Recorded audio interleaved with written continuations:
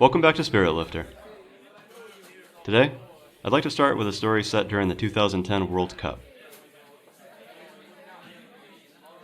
After another year of college, I spent the summer that same year being hosted by a kind German family while working as an intern in a city near the border with the Netherlands.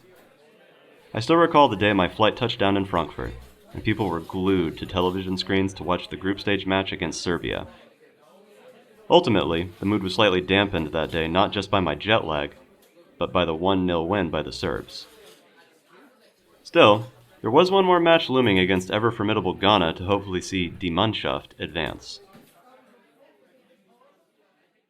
The night of that kickoff, my host family and I all sat down in their living room, donning our ridiculous tricolor hats of black, red, and gold, and sat on the edge of the couch as the commentators tried to talk over the roar of vuvuzelas in a stadium teeming with 80,000 fans. It was a nail-biter of a game, competitive to the end, with the stalemate only breaking in the 60th minute with a gorgeous shot by Mesut Ozil.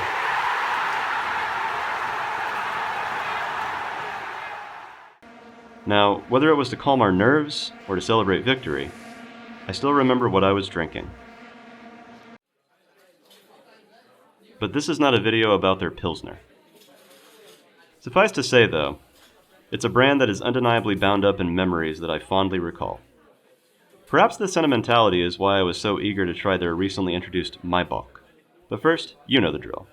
And that means going to the source. Another macro operation from Germany, Bitburger is situated in the state of Rheinland-Pfalz, near the border with Luxembourg.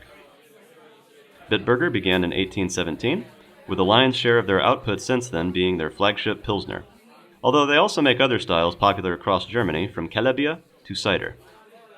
Just this last March, over 200 years since their inception, they introduced a Maibock to herald the arrival of a warming spring. This limited edition brew features hops from select Ziegelbezirke, or hop districts, such as the Ariana strain.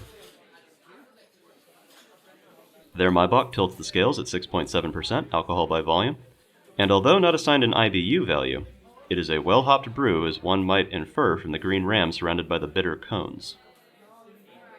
Perhaps it's because spring triggers my hay fever, but I had a tough time detecting any distinct hoppy aromas.